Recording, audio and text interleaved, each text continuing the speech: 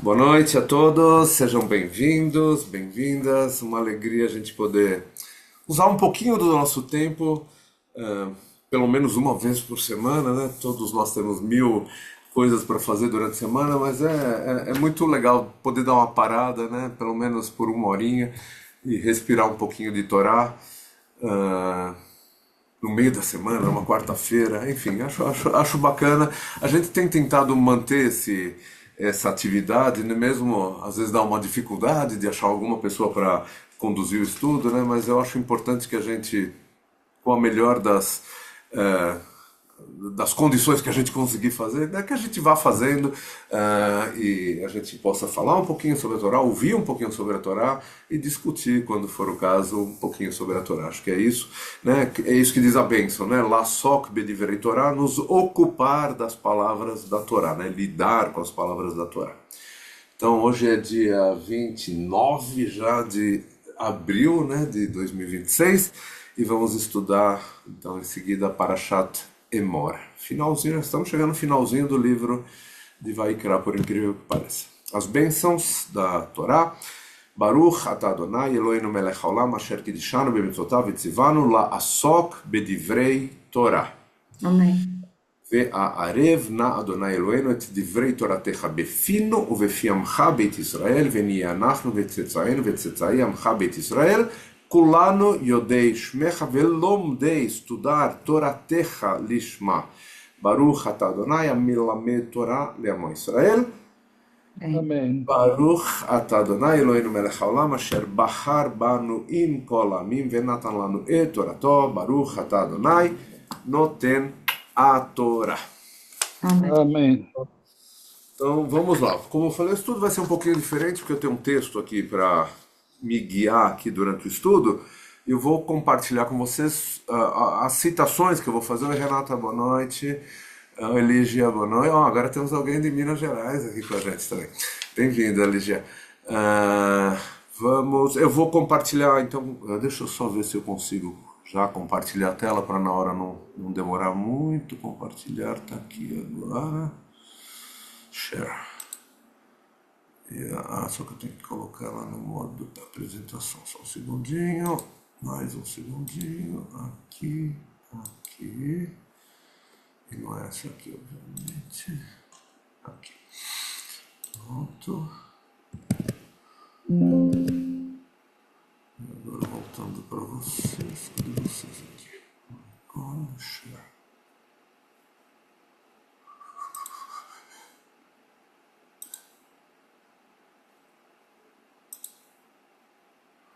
Pronto, imagino que vocês estejam vendo a mesma tela que eu, que é a tela de abertura aqui do estudo, tá bom? Que é, no fundo é o nosso convite de hoje, né? Só aumentar um pouquinho aqui para ouvir mais de vocês. Deixa eu ver se eu consigo aqui. Pronto, agora sim. Então vamos lá. O que eu escolhi como tema para hoje, assim meio de última hora, como eu disse, é a gente falar um pouquinho sobre esse assunto aqui, o que significa ser sagrado, né? O texto de Vaikra, ele fala muito sobre vários aspectos do que é ser sagrado, né? Claro, o Sefer Vaikra é o Sefer HaKohanim, né? O Sefer dos sacerdotes, assim que ele era conhecido antes de ganhar esse nome mais recente, Sefer Vaikra, né? Enfim, faz todo sentido que se fale de sacralidade, né? Mas a gente precisa entender que ele fala sobre vários aspectos diferentes. Isso é uma coisa legal a gente tomar essa consciência, porque às vezes a gente fica estudando uma paraxá, outra paraxá, e cada paraxá aborda um certo aspecto, e às vezes a gente perde um pouquinho a visão do todo, né? Por isso eu queria trazer esse primeiro slide, que vai dizer o seguinte, né? Sobre os vários aspectos do que é ser sagrado, né? Então, o primeiro deles, né, tem a ver com um espaço sagrado, né? Então, o tempo todo, grande parte do texto, a gente vai estar falando do Mishkan, né, que na verdade foi construído, foi criado, né, no livro anterior, em Shemot já se fala bastante sobre a construção do Mishkan, né? Mas agora ele está sendo usado, né? É agora que ele é inaugurado, enfim, e que começa o trabalho dos Kohanim. E em particular tem um espaço dentro do Mishkan, um espaço menor, Mishkan, o tabernáculo, né? Portátil, que vai ser usado durante, enfim, quase 40 anos no deserto, né? Agora, dentro do Mishkan tem um espaço reservado, né, para o Kohen Gadol, né, e lá é chamado de Kodesh HaKodashim, né, o sagrado do sagrado. Né, é o lugar mais sagrado onde só o sumo sacerdote, Kohen Gadol, entrava uma vez por ano, em Yom Kippur, enfim. Mas muita coisa acontece no livro, se a gente prestar atenção, muita coisa acontece em volta desse espaço, né? Onde Moshe está recebendo, junto com Aaron, recebendo as mensagens de Deus, as instruções de Deus. É lá que acontece, enfim, a morte dos filhos de Aaron, né? Quando eles se aproximam ali do sagrado. Enfim, muita coisa tem a ver com esse espaço sagrado. Mas não é só isso, né? A gente também tem pessoas. E aí o exemplo óbvio é falar da Parashá da semana passada, né? Parashat Kedoshim, uma das Parashá da semana passada, né? Em particular Parashat Kedoshim, que fala Kedoshim Tihiyu, que Kadosh Ani Adonai Eloheinu. Sejam santos, sejam sagrados, porque eu, seu Deus, o Eterno, sou santo. Não vamos focar nisso agora, mas sabemos que apareceu na Parashá passada. E aliás, nós vamos falar sobre isso mais para frente, porque eu quero falar sobre esses vários aspectos de ser sagrado, aprofundar um pouquinho mais isso, né? De sermos sagrados também. E por fim, e que também vai aparecer nessa Parashá, e daqui a pouco a gente fala sobre isso, né? E depois, o que aparece também nessa Parashá, muito especificamente, né? Essa questão do tempo sagrado. Então aparece, a gente vai ver no começo do capítulo 23, depois eu vou trazer a citação completa, vai falar que esses são os momentos sagrados, né, dos encontros sagrados que você vai ter que convocar. Mikraei Kodesh. Kodesh, de novo, a palavra Kodesh aparece em todos esses três bullets aqui, né? Estão falando de espaço sagrado, pessoas e tempo. Então isso acho que dá uma boa visão geral do livro Vaikra sobre essa ótica de ser sagrado. E é isso que eu quero explorar com vocês nessa próxima meia hora, 40 minutos. E, obviamente, se alguém tiver alguma dúvida no meio, quiser interromper, fiquem à vontade. Se não, no final também, obviamente, a gente vai ter um tempinho para falar sobre isso também, sobre todas essas questões. Enfim, a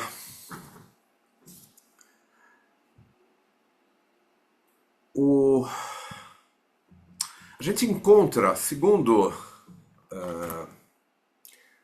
o filósofo Martin Buber, talvez eu devesse ter até colocado a citação, não é exatamente uma citação, mas um pensamento dele. Martin Buber foi um filósofo, né, bastante conhecido, mas não, né? E que viveu recentemente, né? Ele faleceu, eu já era vivo quando ele faleceu, por incrível que pareça. Ele faleceu em 1965, né? Então é meu quase contemporâneo, eu podia dizer, apesar que ele nasceu muito antes, né? No século XIX, e na Áustria, né? Depois ele se mudou, enfim. E ele dizia o seguinte, que a gente encontra a santidade quando a gente reconhece a divindade. Vou só parar de share por enquanto, depois eu volto para share, assim eu posso ver vocês também. Quando a gente encontra a divindade latente em outro ser humano. Assim como Deus reconhece a centelha divina que Ele colocou em cada um de nós, né? A gente também vai encontrar a santidade quando a gente reconhecer isso que a gente tem em comum com outro ser humano, né? E ele diz o seguinte, Martin Buber, né? Quando nos colocamos em um patamar mais alto que o nosso semelhante, não há santidade, né? Só a santidade quando a gente enxerga o outro como igual, ou seja, com a mesma característica de santidade, né? Dessa centelha divina que está dentro de nós. Heschel, que também é um filósofo um pouco mais recente, né? Também viveu até o século XX, né? Ele nos ensina que o tempo é santificado, né? O templo sagrado, né? Como ele fala, é santificado quando a gente usa o tempo para nos aproximarmos de Deus. E ele vai mais longe. Os objetos são sagrados apenas quando utilizados para levar as pessoas mais perto de Deus. E por fim ele vai lá coloca uma agulha, né? Em talvez muitos de nós, ou pessoas que às vezes não têm essa consciência, que a Torá ela só é sagrada não porque ela veio de Deus, mas porque ela nos aproxima de Deus. Né? Então a Torá não é sagrada per se, né? Não é. Quer dizer, se a gente entende que ela veio de Deus, tal, ela é sagrada nesse sentido, mas ela só cumpre o papel dela, desculpa, quando ela nos ajuda a nos aproximarmos de Deus. Né? Tanto na Parashá da semana passada, como eu falei, Kedoshim, como na Parashá dessa semana, que é Emor, aprendemos em diferentes passagens que devemos ser sagrados. Né? E aí é que eu quero chegar na nossa Parashá. Deixa eu só fazer uma coisinha aqui, eu vou compartilhar de novo para vocês. Espera um pouquinho só, eu errei aqui alguma coisa. Compartilhar a apresentação. Aqui. Tá, agora vamos lá. Share. Apresentação. Então, na Parashá da semana passada, a gente já viu, já comentei, né, no slide anterior, aparece essa citação, comecinho do capítulo 19, Kedoshim Tihiu, Ki Kadosh Ani Adonai Elohechem. Né? Sejam sagrados, porque eu, o Eterno vosso Deus, sou sagrado. Já falamos sobre isso na semana passada. A Parashá vai trazer um monte de exemplos do que é ser sagrado. E já falamos também na sinagoga no sábado passado, para quem estava lá vai lembrar. E tivemos uma linda drachá feita pela Ruth, deixa eu fazer propaganda da Renata, né? E já falamos que ser sagrado é muito mais do que estar na sinagoga todo sábado, ou toda sexta e sábado, ou todo dia, de manhã, de tarde, de noite, e ficar rezando para Deus. Isso é uma parte, eu diria, muito pequenininha. Se é que é uma parte, ela é muito pequenininha. Né? E a gente vai falar mais sobre isso. Né? O judaísmo ele acontece muito mais fora da sinagoga do que dentro da sinagoga. O que acontece na sinagoga, né, quando a gente lê a Torá, quando a gente estuda a Torá, quando a gente reza, lê salmos, etc., isso vai servir, pode servir, ou deveria servir, enfim, e vai variar de pessoa para pessoa, como uma fonte de inspiração. Então saio da sinagoga mais inspirado a ser uma pessoa melhor, a atuar de uma maneira judaica melhor em relação ao resto do mundo, vamos colocar assim. Isso então na Parashá passada. Nessa semana aparece essa frase, né, no capítulo 22 ali, que diz, né, em português, eu sou Adonai, que o santifica. Então, se vocês olharem no hebraico, tem ali o Kadosh, nessa palavra Mekadsheichem, né? Se vocês olharem a segunda, terceira e quarta linha, a letra dessa palavra está escrito Kadosh. Né? A raiz de Kadosh, de sagrado. Eu sou aquele que santifica, ou torna vocês sagrados, que os tirou da terra do Egito para ser seu Deus, eu sou Adonai. Então, de novo, falando como Deus, né, santificando de alguma maneira o povo. Né? Agora, espera um pouquinho só, que não é isso que eu queria mostrar agora. Peraí, como que eu faço para parar? Fazer tudo ao mesmo tempo é complicado. Enfim, Deus, né, é a fonte da santidade. É assim que a gente deve entender, né? Assim que está escrito, né, em Kedoshim Tihiu. Então, ser sagrado, segundo vários comentaristas ao longo dos séculos, aí, é reproduzir as qualidades de Deus, as qualidades divinas. É importante notar que a palavra, a Torá, usa, nos dois casos que eu acabei de mostrar, a expressão no plural. Sejam sagrados ou os santifica. Né? Eu sou o Eterno que os santifica. Nos dois casos aparece no plural. né?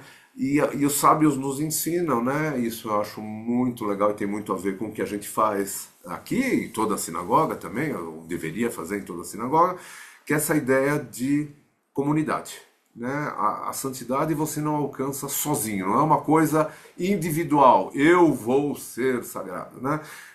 Isso é uma coisa que a gente busca, que a gente pode alcançar quando a gente está em comunidade. Então essa é uma ideia assim que me fascina, né? Nunca foi segredo para nenhum de vocês. E para quem me conhece há mais tempo, né, essa ideia da gente estar em comunidade é uma coisa assim que eu vivo repetindo, né? Para quem estava na aula terça-feira, não sei se tem algum aluno aqui, quem estava na aula terça-feira, enfim, a Kátia, pronto, só para não falar que eu estou mentindo, a Kátia estava na terça-feira.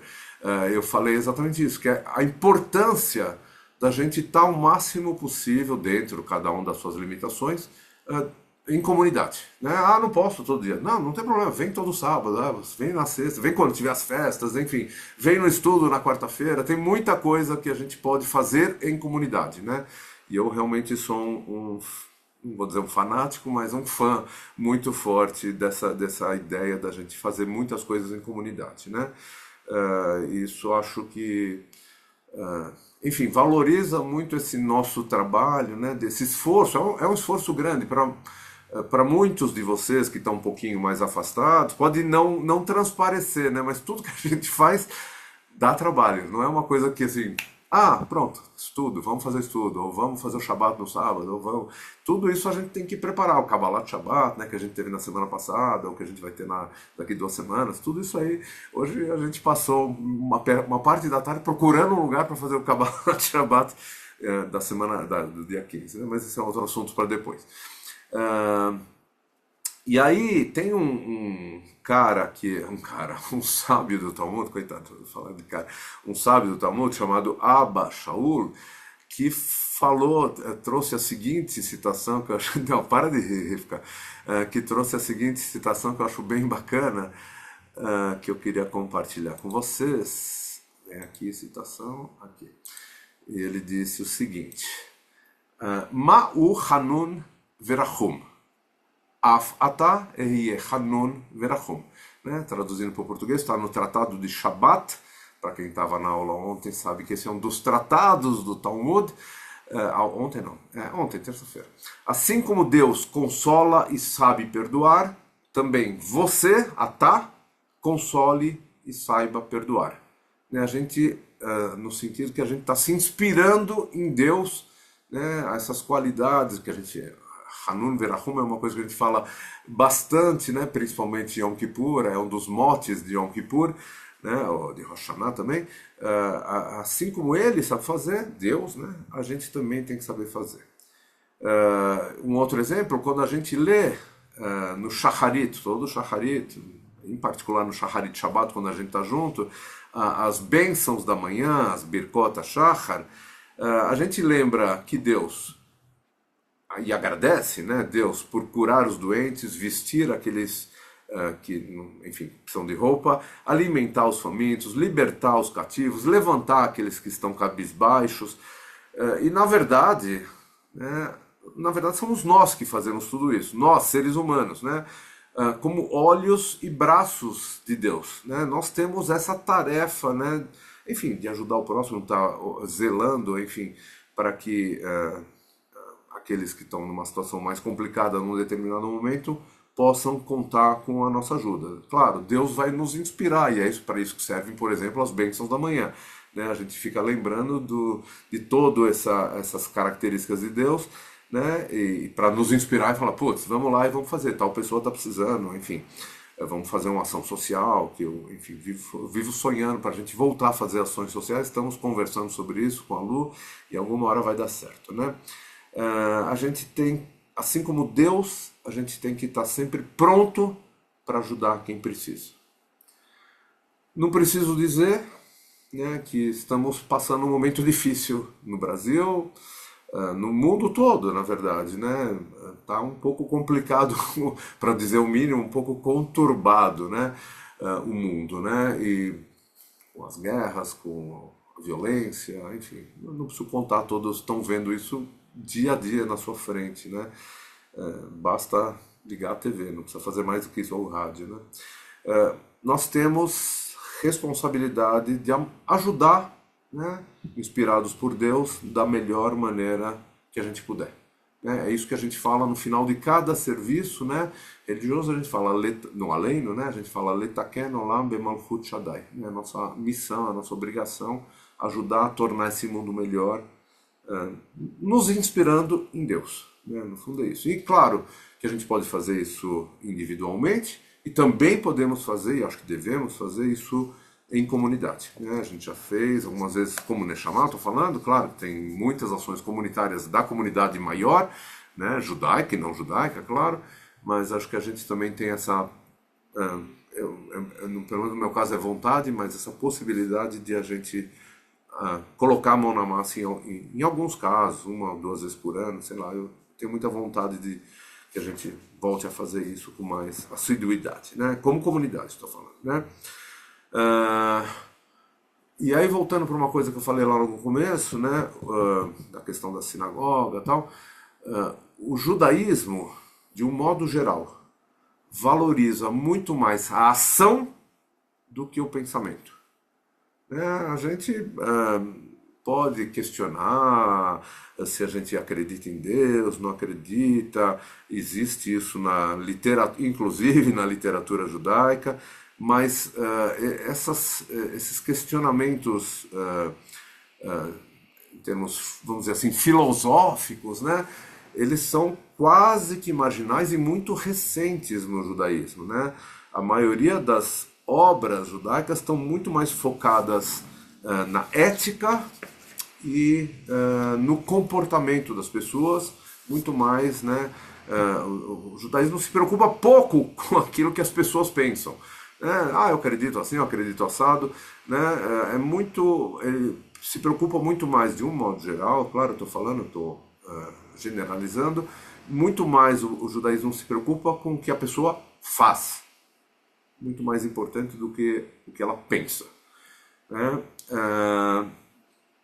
E principalmente se o que ela faz, enfim, aquilo que ela pensa, na verdade, né, é importante no sentido de que nos leve a praticar o bem. Então, claro, eu tenho esses pensamentos que a gente tem, são importantes nessa direção. Putz, estou pensando que eu preciso fazer isso, aquilo, e vou fazer, né? Vou fazer alguma coisa boa, né? Então isso acho que é muito a pegada mais forte do judaísmo, né? No judaísmo, pelo menos no judaísmo contemporâneo, não vamos falar da época bíblica, enfim, a gente já pode voltar a falar sobre isso, mas no judaísmo contemporâneo ninguém nasce sagrado. Ninguém nasce melhor do que o outro. Não tem esse conceito de castas no judaísmo contemporâneo, o judaísmo rabínico, né? Estou falando contemporâneo há 2000 anos, né? Não estou falando...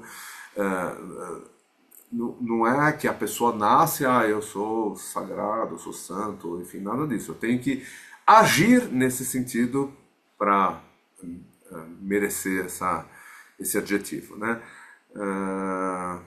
Eu só abrindo parênteses, né? A gente sabe que no judaísmo bíblico a gente tem a questão dos Koanim, enfim, que eles não eram sagrados per se, né? Mas eles tinham uma tarefa de estar mais próximos, né, do sagrado, que hoje não existe no judaísmo. Rabinos não tem nada de especial em relação a Deus, né? Rabino não tem ligação direta, não tem um telefone vermelho para dar uma ligadinha direta de vez em quando para Deus. Deus, o que eu faço? Não tem, né? Então não fazemos mais oferendas, nada disso, né? Podemos até dizer que os shlichei tzibur, aqueles que conduzem a reza, os hazanim e tal, em muitos casos os rabinos também, eles têm talvez um certo conhecimento um pouco maior, e eles podem ajudar as pessoas a abrir esse caminho, mas não existe nada no judaísmo rabínico que diga que alguém é melhor que alguém. Não tem, esse conceito não existe, né? Eu estou falando, claro, em relação a Deus, né? Nessas parashiot, né, em particular em Kedoshim, eu já comentei, e mais em Emor também, agora eu quero trazer um exemplo de Emor, tem muitos exemplos do que é ser sagrado, né? E eu queria trazer então esse exemplo próximo aqui. que não aparece a palavra kadosh, mas tem muito a ver com o que é você se comportar. Peraí, só não mudou. Tá aqui. Se comportar como. Ter um comportamento sagrado, né? Esse texto que diz, eu vou ler em português: quando vocês colherem a ceifa da sua terra, não ceifem completamente os cantos dos seus campos. Não apanhe as espigas caídas, né? Você está colhendo e alguma coisa cair, você deixa. E você deve deixar tudo que caiu e todos os cantos para o pobre e para o estrangeiro. Eu sou Adonai, seu Deus. Né? Tá em Vaikra 23, 22, que está justamente nessa paraxá dessa semana. Né? Então trazendo um exemplo de que a gente tem... Isso foi escrito, gente, por baixo há uns 3.000 anos atrás, né? Enfim, tá muito evidente, né, essa preocupação com aquelas camadas menos favorecidas da população, né? Isso deixa claro como é que a gente pode fazer. Claro que não adianta só ler isso aqui e falar, que legal, putz, que eles faziam isso há 3.000 anos atrás, ou pensavam isso há 3.000 anos atrás, e parar por aí. Né? Claro, eu não tenho fazenda, então não vou fazer colheita, é óbvio, né? Acho que, não sei se alguém de nós tem uma fazenda para fazer isso, mas a gente tem 1.000 outras maneiras de interpretar esse mesmo versículo e trazer para nosso contexto pessoal, para o nosso contexto comunitário, como é que a gente pode fazer isso que Deus está sugerindo aqui nesse versículo, dentro do nosso contexto, né? De ajudar de alguma maneira as pessoas menos favorecidas, né? A gente sempre vai reforçar isso, que o direito primordial à vida e à felicidade de todos deve sempre estar acima do direito individual de lucrar, do bem-estar, da comunidade, da comodidade e do sucesso. É assim que a gente, enfim, enxerga, ou muitos de nós enxergamos, enfim, e o judaísmo de um modo geral enxerga essa questão do individual versus o coletivo, né? O coletivo falando da população como um todo, né? Dos seres humanos, enfim, não só dos seres humanos, né? Tem um cara famoso, esse é um cara, posso chamar de um cara porque ele viveu só no século XVIII, então é quase meu contemporâneo também, chamado um filósofo, eu estou brincando, claro que não é um cara, um grande filósofo, não judeu, né? Chamado Immanuel Kant. Ele é muito famoso, e não por um lado muito positivo, na minha visão, né? Ele insistia que a religião tira a responsabilidade ética da pessoa diante dela mesma, de si mesmo, e também do próximo, né, que ela agrediu. Então, voltando, refalando a frase dele, não é uma frase, mas enfim, o pensamento dele, ele dizia que a religião ela não é boa porque ela tira a responsabilidade das pessoas, né, diante dela mesma. Então, o que ele dizia se Deus quisesse que eu não tivesse matado aquela pessoa, ele tinha me impedido de matar aquela pessoa. Né? Então eu não tenho responsabilidade nenhuma por ter matado aquela pessoa, porque na verdade Deus está acima de tudo e ele podia ter impedido eu de matar aquela pessoa. Né? E também, então, eu jogo a culpa para Deus, né? No meu lado pessoal, né? E ainda por cima, para o outro, né? Se eu tiver que explicar para a esposa daquele que eu matei, eu vou falar, mesmo, mas foi Deus que quis, assim, não fui eu, não tem nada a ver com isso. Então você vê que é um negócio bem, bem pesado, né? E aqui tem uma citação dele, acho que essa eu não coloquei aqui, eu coloquei. Não, essa eu não coloquei por algum motivo, então vou voltar um pouquinho para trás. Mas a citação dele está assim, agora, é claro, não está literal porque foi traduzido, né? Mas ele diz assim: o lado mais negativo da religião é aquele que tira toda a responsabilidade ética do homem. Qualquer ato do mal pode ser justificado dizendo: se Deus é todo poderoso e não o impediu, significa que o que eu fiz não estava errado. Se Deus quisesse que eu não mentisse, não roubasse ou não matasse, ele teria impedido isso, né? Aí fecha aspas, né? Ah, e ele reforça que mesmo quando uma pessoa se considera religiosa e sente alguma culpa ou responsabilidade, mesmo nesse caso, eu sou religioso, acredito em Deus, mesmo nesse caso a culpa aparece só, em geral, só diante de Deus, né? Me sinto culpado em relação a Deus e não a relação à pessoa que eu agredi, enfim, a quem eu pratiquei alguma coisa do mal, enfim, alguma coisa não boa, né? E Kant insiste que a religião, o perdão, né? Ele não está falando especificamente do judaísmo, tá bom? Só para ficar claro, né? Mas ele diz que o perdão é solicitado só para Deus e não para aquela pessoa a quem eu agredi. É Deus que vai me perdoar. E muitas vezes, isso a gente já ouviu, não no judaísmo, não tanto no judaísmo, mas em outras religiões, talvez até um pouco mais forte, que muitas vezes a gente pede perdão a Deus porque a gente fica com medo das consequências, né? A gente fica com medo do que a gente vai sofrer por ter cometido aquele. Sofrer a partir de Deus, eu digo, como Deus vai se, entre aspas, vingar da gente pelo aquele ato mal que a gente fez, né? E aí eu volto agora assim para as nossas parashiot, e aí eu estou misturando um pouquinho de Kedoshim com Emor, né? Em particular no texto de Kedoshim, diz que Kedoshim Tihiyu, que Kadosh Ani, né? Adonai Elohim, santo sereis, pois santo sou eu com letra maiúscula, deixa claro, né, que a instância divina, e eu friso aqui, não substitui de maneira alguma a responsabilidade humana, né? Vocês, não está no plural, lembrando que está no plural, vocês devem ser santos, sagrados, inspirados em Deus, isso sim, mas não é que não tem nada de automático aqui. Eu Deus sou sagrado, eu criei vocês, então vocês são sagrados. Não tem essa ligação direta. Depende de nós, depende das nossas ações, da nossa atitude, né? Não estamos no mundo aqui simplesmente para ficar presenciando o que Deus é, o que Deus faz, nada disso. Não é Deus que faz tudo, ou que cuida de tudo, a quem devemos atribuir tudo de maneira passiva e responsável. Isso não tem lugar no judaísmo, né? Pelo contrário, a instância divina é apenas um modelo, um exemplo que a gente poderia ou não imitar, né? Um ideal para perseguirmos, né? Um desafio constante nessa nossa caminhada para sermos pessoas melhores, para nos aperfeiçoarmos enquanto a gente estiver aqui nesse mundo, né?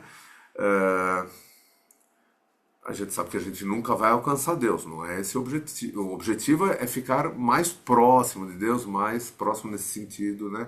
De sermos mais, termos mais a prática dos atributos que Deus tem, né? Tem uma outra coisa bacana que eu andei lendo, que o Midrash, depois Maimônides, no século XII, agora eu voltei um pouquinho para trás, né? Esse o senhor Maimônides, Rambam, eles explicam séculos depois, né, de Kedoshim, ou de quando a Torá foi escrita, muitos séculos depois, que tudo que a gente atribui a Deus tem a função de nos desafiar, nos compromete, nos encoraja a sermos pessoas melhores. Se Deus é uma pessoa bondosa, implica que devemos tentar ser bondosos. Se Ele perdoa, Deus perdoa, também temos que saber perdoar, aprender a perdoar. Se Ele é sábio, também temos que nos esforçar para sermos sábios, né? E um rabino agora, vindo bem mais para frente, né? Um rabino também quase... Quer dizer, esse é contemporâneo, nasceu no final do século XIX, mas viveu até 1983, famoso rabino Mordechai Kaplan, fundador do judaísmo reconstrucionista. Ele resumiu de uma maneira muito bonita a nossa relação com Deus. Eu gosto muito disso que ele escreveu. partindo dessa ideia de que Deus é um modelo, é o ideal de amor, de justiça, de verdade, do bem, ele escreveu o seguinte, deixa eu ver, acho que esse eu coloquei aqui, ou não. Eu perdi, acho que eu perdi alguma coisa no meio do caminho. Mas enfim, ele escreveu o seguinte, eu vou ler aqui o que ele escreveu. Não, para nós, né? Não é tão importante saber o que Deus pede ou pensa de nós, mas sim o que nós pensamos de Deus.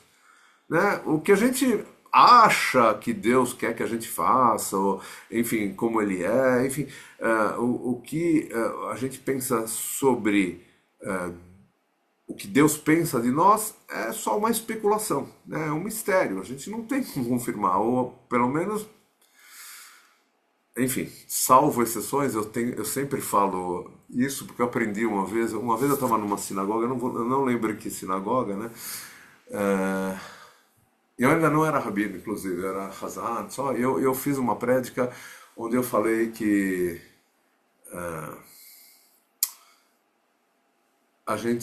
nós, seres humanos contemporâneos, né, não temos essa capacidade, enfim, de ouvir Deus, ou alguma coisa nesse sentido, ver Deus, ouvir Deus, né? Mas que, por exemplo, Moshe tinha, Abraão conversava, enfim, na história bíblica temos inúmeros exemplos, né, de pessoas que veem, falam, conversam com Deus, né? Vê mesmo é Moshe, né? E ainda assim de costas, né? E aí, quando terminou o serviço religioso, um senhor, não lembro que idade ele tinha naquela época, mas era um senhor, claramente, e ele me pegou de lado e falou assim, Davi, não é verdade o que você falou, eu converso com Deus, eu já conversei, eu já falei com Deus, alguma coisa, eu não lembro exatamente as palavras que ele usou, mas enfim, claro que cada um de nós, muitas vezes, quando a gente está rezando, a gente está conversando com Deus, não necessariamente a gente ouça Deus, né? Mas ele me deu a entender que ele tinha, enfim, ouvido Deus, né? Mas enfim, eu falo, então, ok, não é todo mundo que tem essa capacidade, eu não tenho, pelo menos não diretamente, às vezes você recebe intuições, fala, puxa vida, será que, talvez, enfim, mas não uma conversa panim el panim, como Moshe teve com Deus, né? Enfim, mas é isso. O que o Kaplan, terminando o que Kaplan falou, o que pensamos de Deus é o que acreditamos ser valioso, verdadeiro e bom. É isso que deve guiar o nosso comportamento, o que a gente pensa dele, não o que ele pensa da gente. Tá? A ideia de Deus não tira a responsabilidade da gente, né? Pelo contrário, agrega, pois expressa nossas maiores aspirações pessoais e humanas, que colocadas em Deus nos motivam, né, nos desafiam fortemente a buscá-las. Fazer a coisa certa é procurar o bem por si mesmo, sem nenhum interesse além disso. Eu, falando por mim, acredito que a meta de sermos melhores, né, a meta da nossa existência é sermos melhores e ajudarmos a Deus nessa parceria, homem-Deus, Deus-homem, né? Aperfeiçoar o mundo, Letaken que já falei, e nesse mundo em que vivemos, por meio desse processo melhoria, né, que a gente chama de uma maneira geral de Tikkun Olam, a melhoria do mundo, o aperfeiçoamento do mundo, né? E aí sim, essa próxima citação, eu trago o que Hillel falou, isso está, ele falou no Talmud, mas está na Parashá da semana passada, né? Esse verso super famoso, né? Talvez um dos mais famosos da Torá, Ve'ahavta lereacha kamocha ani Adonai, amarás a teu próximo como a ti mesmo, eu sou Adonai, está em Vaikra 19, né? Na Parashá Kedoshim, e ainda ele acrescentou, né? O restante são comentários, vá e estude, né? Acho muito bonito isso e amarra com essa questão de como a gente pode enxergar o outro, né? Trazido por Buber, né? E por Heschel, né? Essa maneira da gente se relacionar com o outro e enxergar a divindade que tem em cada um deles, né? Em cada uma dessas pessoas, né? E aí eu achei uma citação bonita de esse não é rabino, é um escritor que viveu no século XIX e até o começo do século XX, até 1920, e ele escreveu o seguinte, não chega a ser um poema, mas de uma forma poética, né? Ele escreveu o seguinte, desculpa, esse é do Kaplan. Bom, enfim, já falei sobre isso, né? O que não é importante que Deus pense em nós, acho que está na ordem inversa, por isso que eu não estava achando ele. Mas é aqui o que eu queria falar sobre Shlomo Ansky, e ele diz o seguinte: todo lugar de onde alguém dirige seus olhos para o céu é um santuário dos santuários, Kodesh HaKodashim. Toda pessoa criada à imagem e semelhança de Deus é um sumo sacerdote. Todo dia em nossas vidas é um Yom Kippur, dia mais sagrado do judaísmo. E toda palavra dita com verdade é o mais sagrado nome de Deus. Para pensar, né? Mas, assim, traz imagens muito fortes, né, do que é ser sagrado, e do nosso dia a dia, né? Todo dia, não é uma vez por ano. Né? E a gente tem um exemplo bonito também do dia a dia, quer dizer, não é do dia a dia, mas enfim, de uma ação muito bonita, né, que eu gosto de lembrar também sempre, que quando Avraham Yeshua Heschel, né, estava marchando ao lado de Martin Luther King, né, pelos direitos dos negros nos Estados Unidos, ele diz que ele sentiu que as pernas dele rezavam, né, e de alguma maneira, dessa maneira ele estava ecoando, né, toda a essência do judaísmo, e eu volto lá ao que eu falei há uns 10 minutos atrás.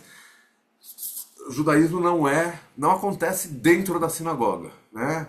Uma parte dele acontece dentro da sinagoga, ele pode ser um lugar inspirador, estar com outras pessoas, em comunidade, rezar, estudar, ler Torá, mas não é a coisa mais importante do judaísmo, né? Ela é uma coisa importante, não vou diminuir a importância disso, mas não é a mais importante certamente, né? Aliás, eu coloquei do Heschel aqui? Não. Deixa eu só parar de compartilhar. Então, o que a gente faz é muito mais importante do que a gente pensa e do que a gente, de alguma maneira, do que a gente faz dentro da sinagoga, né? Quando a gente está ali rezando, que é uma delícia, não estou falando que é ruim, muito pelo contrário, né? Mas eu acho que a gente não pode parar ali pode ser um ponto de partida, mas não pode ser o fim, pode ser um meio, mas não o fim, né? Eu gosto sempre de trazer, que bonitinho, Ana Lu com o cachorrinho, eu gosto sempre de trazer o exemplo, eu já repeti isso 1000 vezes, mas para mim é super importante e super relevante, né? E vale para todos vocês. Eu trago o exemplo porque eu tenho aqui em casa, né? Acho que quase todos vocês sabem que a minha esposa Adriana é médica, né? E ainda por cima médica de crianças, né? E num pronto-socorro, né?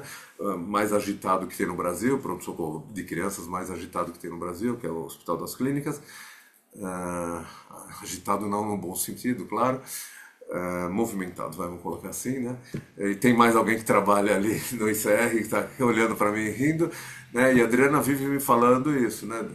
Ela vai na sinagoga, enfim, em certos momentos e me ajuda, e muitas vezes, principalmente quando é Rosh Hashanah Yom Kippur, que eu preciso de mais ajuda, mas ela vive falando: meu judaísmo eu pratico todos os dias, de segunda a sexta-feira, dentro do pronto-socorro, cuidando de crianças, cuidando de vidas.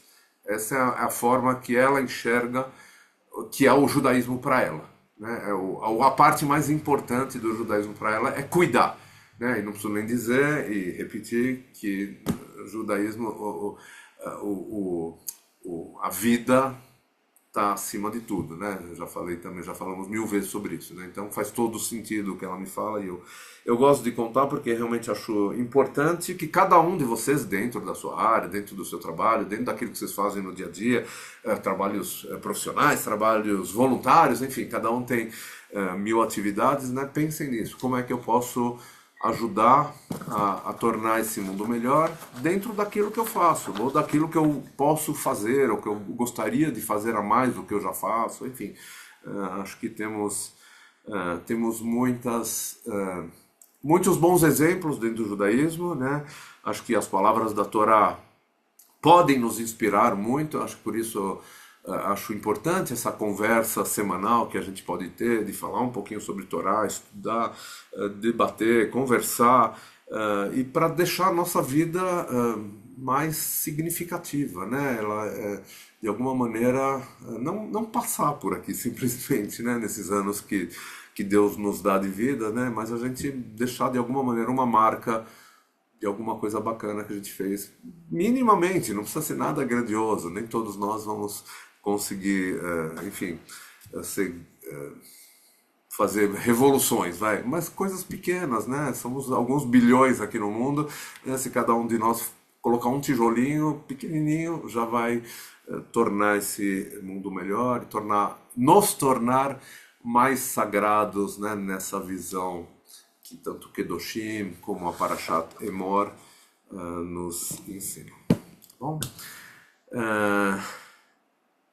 estou aberto, agora fui olhando, não fazia a menor ideia que horas eram, agora estou vendo que estamos Isso para quem não queria falar nem meia hora. eu achei que ia dar meia hora, mais ou menos, né? Mas enfim, deu um pouquinho mais, mas eu estou super à disposição de responder todas as perguntas. Eu vi que a Bia já levantou, o Paulo também. Façam perguntas, comentários à vontade. Antes só de dar a palavra para a Bia primeiro, eu só queria, antes que alguém precise sair, porque enfim, estamos perto do horário combinado, né? E nada mais justo do que deixar as pessoas saírem se precisarem. Só queria lembrar algumas coisinhas que vão acontecer nos próximos dias, né? Por isso é importante. Ah, no sábado, nesse sábado, estaremos lá em Genópolis, né, na Rua Bahia, 1260, todos mais do que convidados. Teremos aniversariantes, ouvi dizer, mas enfim, não vou falar sobre isso agora, mas acho que vamos ter que cantar parabéns para alguém, ou para alguém, não sei. Então, e vamos, claro, estudar um pouquinho mais da Parashá Emor, vamos ler um trecho inicial da Parashá Emor, Parashat Emor, aí vamos, claro, rezar e vamos nos inspirar para essa próxima semana que vai começar logo depois do Shabat, né? Para sermos pessoas melhores. Estudo no sábado, na semana que vem, na terça-feira, temos aula normal dos cursos de judaísmo, às 7h30, e vamos terminar. Nós estamos fazendo um estudo bonito sobre as fontes judaicas, estamos estudando Mishnah, Talmud, uma breve introdução, mas enfim, vamos continuar isso na terça-feira. Quarta-feira temos aula com o Moré Aguinaldo, como tivemos hoje, e o estudo da Torá também na quarta-feira às 8h30. E isso tudo vai terminar na semana que vem, vai ser dia 8, né? Então, e eu estou insistindo nesse sábado porque alguém me perguntou, mas vai ter Shabat nesse sábado? Tem feriado? Eu falei, ok, feriado é na sexta-feira, e mesmo se fosse no sábado não tinha problema, mas é na sexta, e sim, tem Shabat todo sábado, independente de ter feriado. Obviamente, quem não puder vir porque está viajando é outra coisa, mas estando em São Paulo, não deixe de vir porque vai ser muito legal esse Shabat, tenho certeza E absoluta. os aniversários é só semana que vem. Não é nessa? Não tem um nessa? É? Não Bom, sei se então tem. Tem o a gente vai. André. Até o Tem o André. E eu André. já convidei o André. Eu convidei o André. Ele não me respondeu ainda, eu vou olhar daqui a pouquinho. Eu vou insistir com o André. A gente vai ter aniversariante, se Deus quiser. Mas obrigado, Carol, eu me confundi. Eu não sou homem calendário. Eu tenho que olhar o calendário. Estou olhando aqui o calendário para ver os dias aqui. Então, mas na outra semana, aí já estaremos em maio, né? No dia 8 de maio, a gente tem Kabbalat Shabbat no residencial, para quem quiser, na Vila Mariana. E no dia 15 de maio, aí que eu queria chegar, a gente vai ter o Kabbalat Shabbat Nefesh, né? Aquele Kabbalat Shabbat num outro formato diferente do Kabbalat Shabbat Neshama, em roda, com a participação da Paola, enfim, acho que vai ser bem bacana. Dia 15 de maio, anotem na agenda. Dia 23 de maio teremos nosso Tikkun, na noite de sábado, aí eu estou falando, Tikkun de Shavuot, sábado de manhã teremos comemoração de Shavuot na sinagoga, e à noite o Tikkun de Shavuot, mesmo para quem está fora de São Paulo e tiver a possibilidade de vir para São Paulo no sábado, venha. Eu tenho certeza que vocês vão amar a programação que a gente está montando, ainda não está pronta, não posso divulgar, mas vai ter muitas coisas bacanas, né, nesse Tikkun de Shavuot. Só não sabemos onde vai ser ainda, mas é um outro detalhe que a gente está resolvendo. E, por fim, no dia 29 de maio, último Shabat do mês, voltamos a ter o Kabbalat Shabbat Neshama. Então, várias coisas nas 3 semanas de maio, né? Dia 15, dia 8, enfim, vai ter no residencial. Dia 15, dia 23, dia 29, temos atividades especiais. Pronto, Bia, fale. Shalom a todos. Tá me escutando, né? Sim. Eu vou contar rapidamente só uma experiência minha em relação a isso, né? Tudo que foi falado e o quão importante que é. Quando você comentou sobre falar com Deus, né? Eu aprendi muito a conversar com Deus. Foi muito difícil, mas sempre, desde pequena, conversava com Deus, independente. Minha mãe nunca criou a gente numa religião, mas sempre gostava. Mas quando eu cheguei nos meus 30 anos, houve uma necessidade maior, e eu li um livro que me ajudou muito em relação a isso, e eu escutava audivelmente, né, Deus. Mas a questão não foi eu escutar, mas como isso conseguiu mudar meu coração. Eu sempre tive um coração muito duro em relação à abertura a outras coisas. Então, eu era um tipo de pessoa que olhava para alguém, não gostava de alguém, falava, não vou com a cara dessa pessoa, não quero conversar. E aí mantinha. E eu fazia um projeto, fazia parte de um projeto, né, numa instituição, junto com escoteiros, tudo, e tinha umas pessoas que não gostavam de mim, eu não ia com a cara também, né, e eu era bem a diretora ainda, para piorar, porque eu sempre gostei de trabalhar com adolescentes, e aí nisso passou, e eu olhei para uma pessoa lá e, sabe, audivelmente Deus falou assim, você vai falar com ela, e eu falei, eu não vou falar.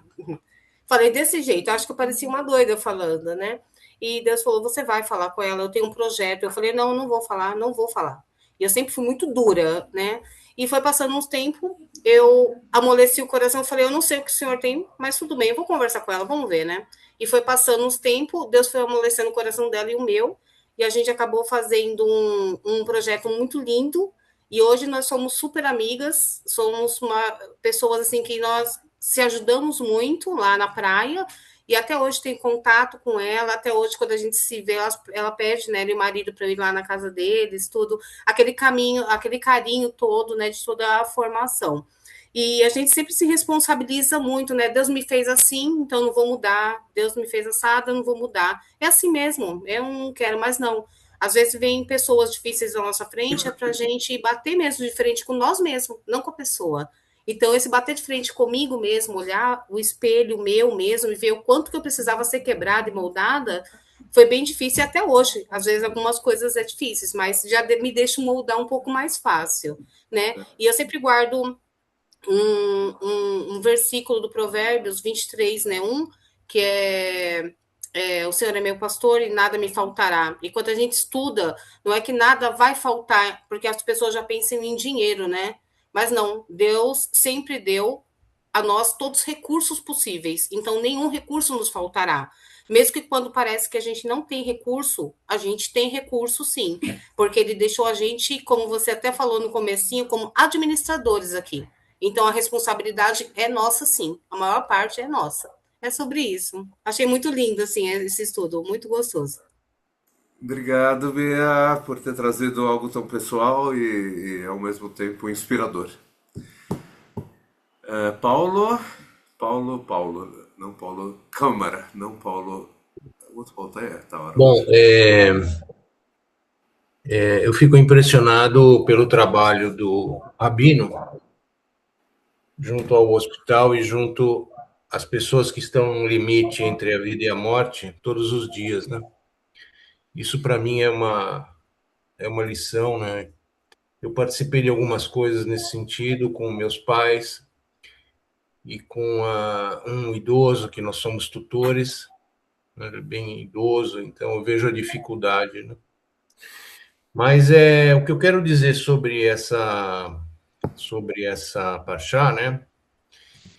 Eu vou andar um pouquinho atrás, porque às vezes os rabinos, as pessoas que dão aula aqui na comunidade, parece que não, mas a gente vai anotando certas questões e coloca em dúvida, né? Assim, será que ele está falando certo isso? Será que, né? Até onde vai essa citação, né? Então eu gosto de pesquisar, eu gosto de ver até onde essas citações, até onde vão, né? Então, pensando um pouquinho atrás, na Parshá Tzav, né, da lepra, que é uma Parshá bem difícil de entender, principalmente quando os professores aqui da Kehilá disseram que quando a mãe ela tem o nenê, né, naquela fase, ela faz 2 corbanotes, né? Ela Não é só faz no um Etzab, só para corrigir no Etzab, é Tazria, tá? Essa paraxá. tazria, né? Tazria, essa paraxá é Tazria. Isso, Da mãe é Tazria. Depois tem isso, Metzorá também, mas essa isso. que você está citando é Tazria. Isso, que a mãe faz um corban Oferenda, para Hatat e um corban de Olá, né? Eu elevação. fui pesquisar isso.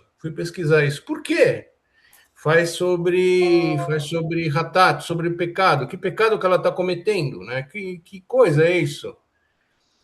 E uma dessas pesquisas me levaram à informação do seguinte: ela está fazendo uma ajuda para o seu filho ou para sua filha, que ele está saindo de um ambiente totalmente etéreo, perfeito, santo, para um ambiente totalmente pecaminoso.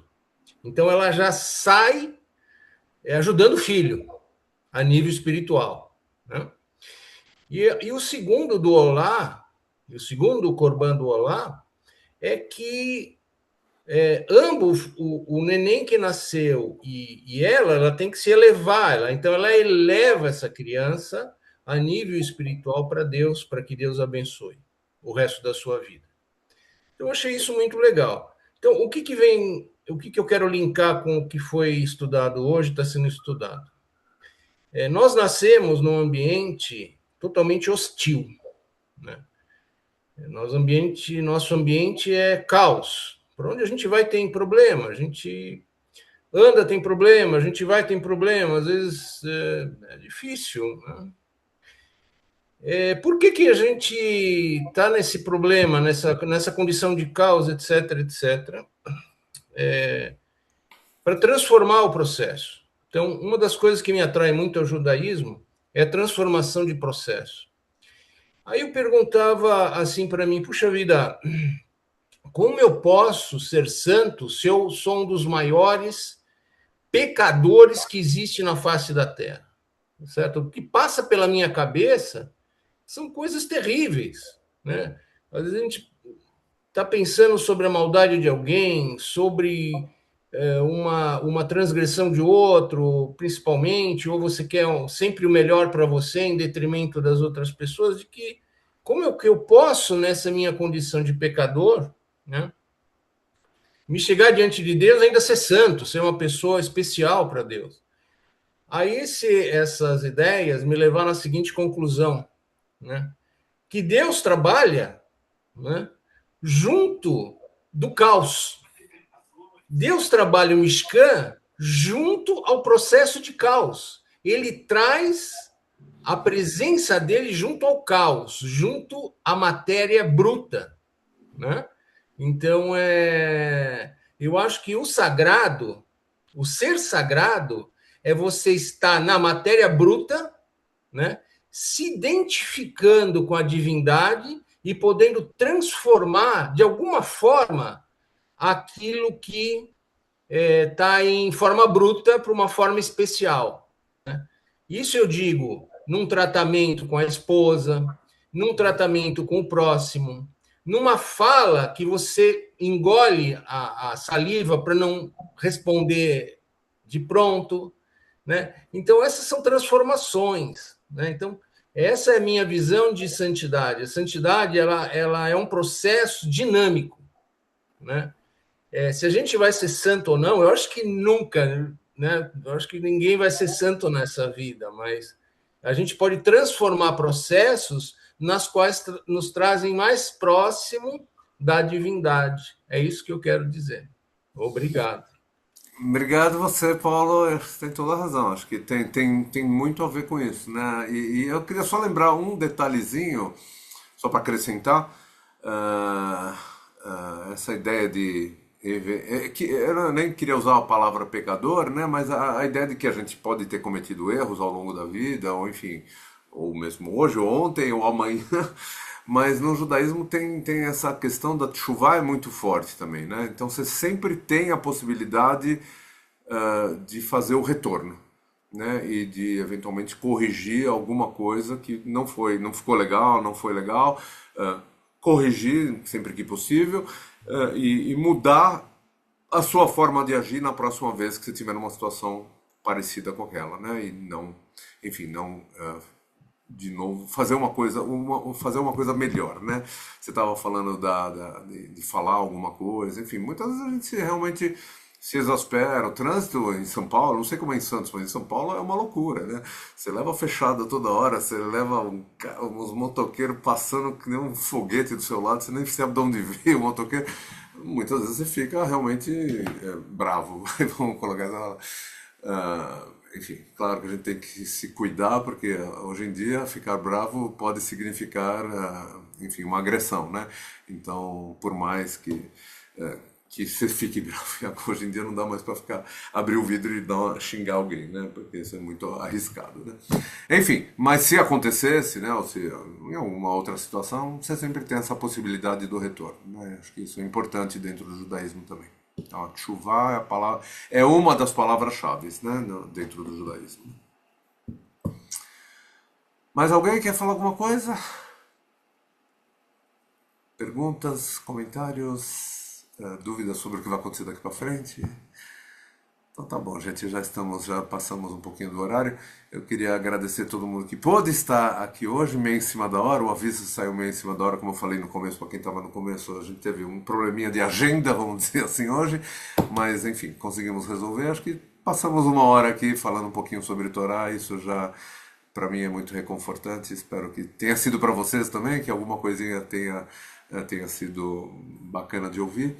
E, enfim, sábado nos vemos, se Deus quiser. Inclusive um carioca que está aqui meio olhando, assim, cara, que faz tempo que não aparece, ele vai, some. Ô carioca, tá ouvindo a gente? Acho que ele nem tá ouvindo. Tá, né? Não tá pelo jeito. Então tá bom, gente. Boa noite para todos. Não o carioca agora acordou. Ô carioca, tô falando com você. Vê se aparece no sábado, viu? Você tá muito ausente. Vai, volta, vai, volta. Não esqueçam de anotar nas agendas dia 15, dia 23 e dia 29 de maio. 2 sextas e um sábado que a gente vai ter atividades especiais, tá bom? Boa noite, Davi. Fiquem bem. Boa noite.